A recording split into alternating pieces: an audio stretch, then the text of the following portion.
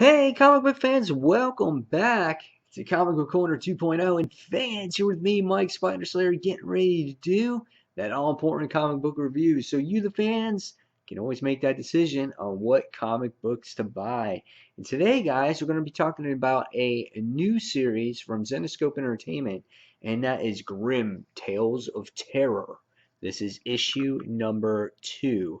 Now, I did read issue number 1, and that was phenomenal. Never got a chance to do a review on that, but I wanted to do a review on issue number 2, and just to give you guys a heads up on this series, and letting you know that this is a fun series and that you guys should check this one out. If you remember the show Tales from the Crypt or Creep Show or something like that, or going back to the roots of Grimm fairy tales, this book is very similar to that. Gotta love the cover here. You got Death, or Zenescope's version of Death, right here on the cover. Very creepy but yet attractive looking character, and then yet you have all the spiders in the background and the web back there, and with the cool sickle-like blade. Very awesome looking cover. It was actually my cover of the week. This book is written by Shane McKenzie, I'm sorry, and the story was contributed by Joe Brusha and Ralph Tedesco, who were the founders of Zenescope Entertainment. If you go into the artwork, it's done by Prismislaw Clausen.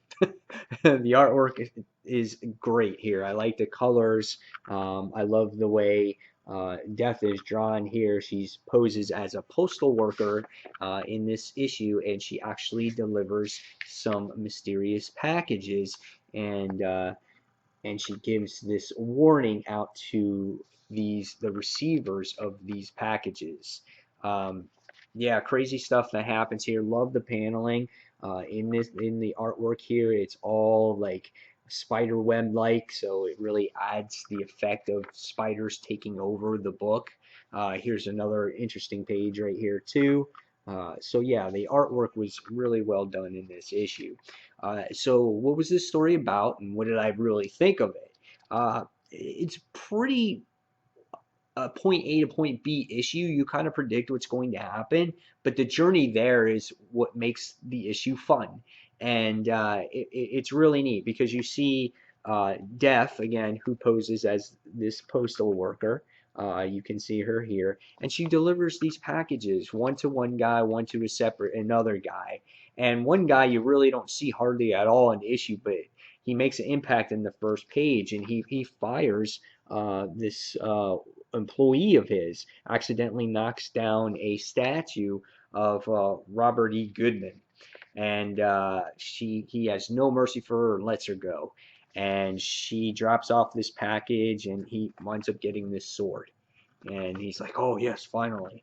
And then she goes to another man, and the guy's name is Mr. Tesser, and Thomas Tesser, and he gets this CD that's written here. And now the post office worker, which is Death again, she winds up giving him a message, and she goes, "Mr. Tesla, you know greed is an unstable beast that only grows hungrier the more you feed it. Sometimes you must put the beast down, no matter how much you've grown to love it."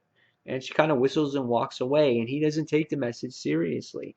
And he finds out that there was this artifact and this legend that goes with it, and he winds up getting two brothers together because Mr. Tesser was the one who wound up hiring these brothers' father to go get this artifact back in the day. So they thought there was a way that maybe they could possibly find the father, maybe get some closure, and get this artifact at the same time. But as the issue progresses, you can see that they travel through the jungle and they do all the things that they have to do in the jungle to get to this mysterious cave. And once they get to the mysterious cave, they go into the tunnel, and there's all kinds of obstacles, and they get to the spider relic. And then what happens from there, I'm not going to tell you. I'm going to leave it as a mystery. But here's just some of the horrific scenes that happen in the process before all chaos breaks loose within the issue.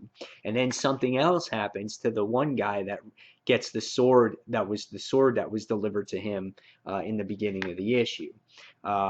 Yes, this book is brilliant. I love the story that it provides. Again, I think it's a point A, point B issue.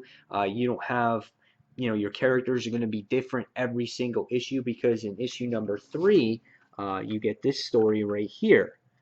Yes, you get that one right there. And this one is going to have to do with a college undergrad that decides to stay in and study, and she'll find that another seemingly incoincidental decision she makes will have a lasting effect on her. So I really like the way this is going. And again, if you're a fan of Grimm fairy tales, when the series first started, you're going to be a fan of this. So everything about this book was really, really solid. The only thing I can say, yes, maybe it was a little bit predictable, but I enjoyed it, and I think this is a great new series you guys can jump on, and you don't even have to jump on issue 1. You can jump on in issue 2 or 3 and pick and choose which story you may want. So yeah, great stuff here from Zenescope. They continue to put out nice product, and look for November, where Cinderella is coming soon as well. So yeah, looking forward to that. So after reading this book, guys, I'm going to give this one a 4 out of 5. I really enjoyed it. And tell me if you picked up this new series from Zenescope Entertainment, and maybe, hopefully, I persuaded to get you to try at least an issue of this as well. So guys, as always, thank you for watching Comic Book Corner 2.0, and until the next comic book review, this is Mike Spider Slayer signing off. Take care, guys.